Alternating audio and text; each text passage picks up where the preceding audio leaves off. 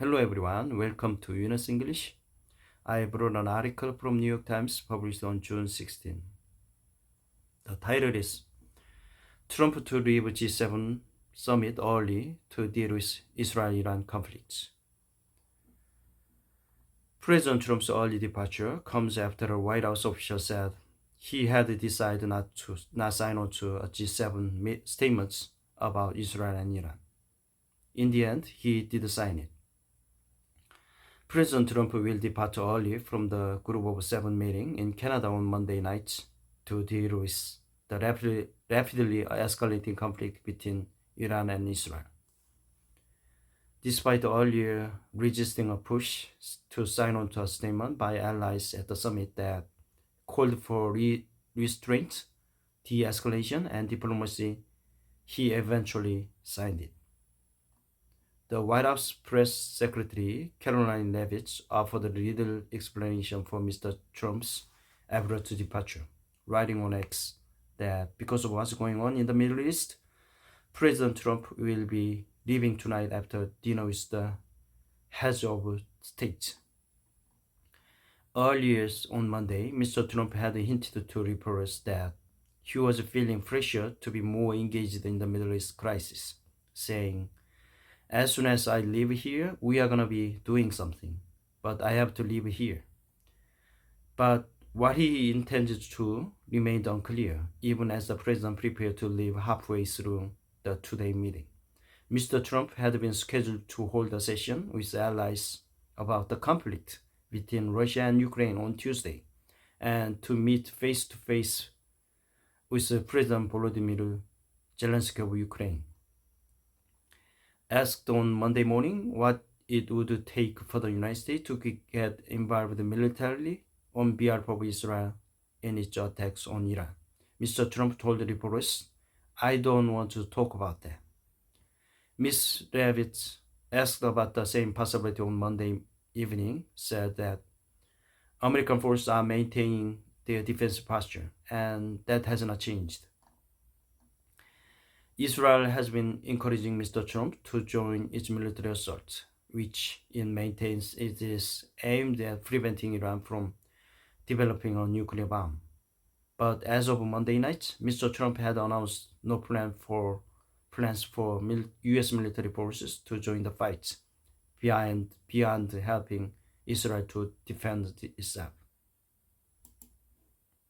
Earlier in the day, a White House official said that Mr. Trump had decided not sign on to a statement calling for de-escalation between Iran and Israel that was being prepared by the Group of Seven industrialized nations. But later Monday evening, Mr. Trump departed Canada to return Washington. He signed on to Iran statements after all. Iran is the principal source of regional instability and terror, the statement signed by the president and other leaders said. "We have been consistently clear that Iran can never have a nuclear weapon.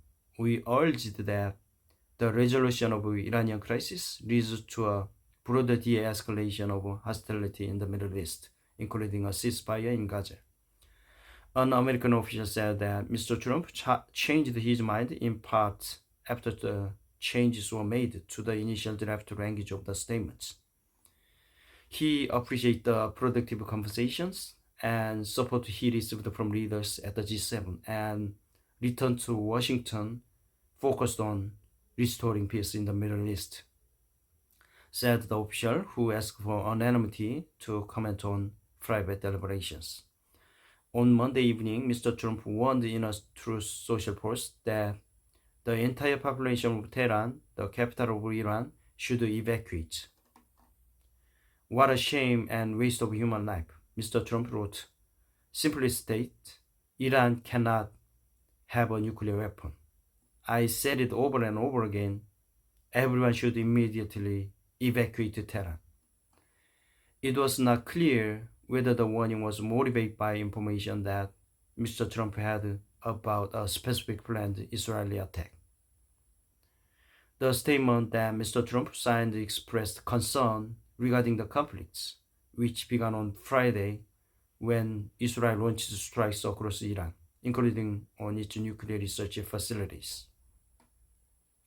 Israeli strikes prompted waves of retaliatory ballistic missiles and drones from Iran, some of which struck targets across Israel.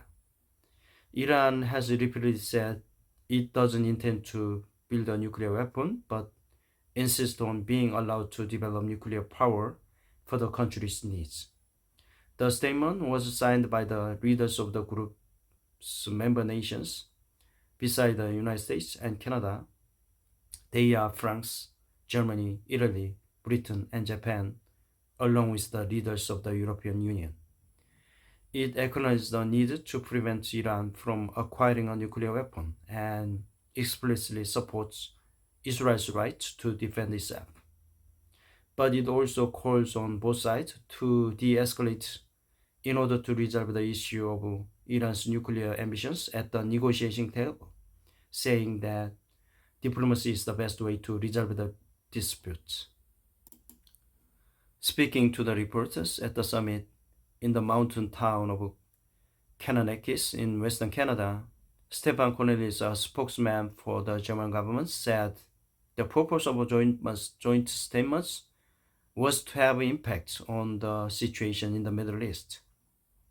Iran and the United States have been trying for weeks to reach an agreement in which Iran would voluntarily give up its nuclear research. Those talks were supposed to continue over the weekend, but cancelled because of the strikes in both countries. Earlier on Monday, Mr. Trump admonished Iran for not agreeing to a deal to limit its nuclear ambitions. He said he had given them 6 days to reach a deal that might have averted the Israeli attack. They'd like to talk, Mr. Trump said of the leadership in Iran, but they should have done that before. I had 6 days, they had 6 days, and on the first day I said, we don't have a deal. They have to make a deal, and it's painful for both parties.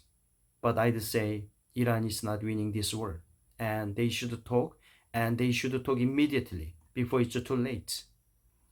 Even as the G7 summit unfolded behind the closed doors in Canada, the conflict in the Middle East continued unabated.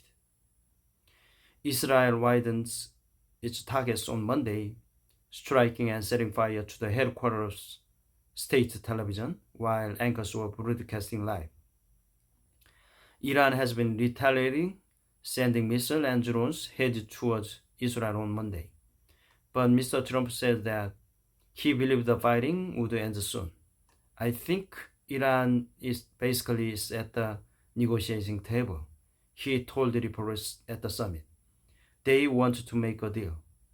Alright, thank you so much for watching my video. I'll see you guys next time. Bye bye.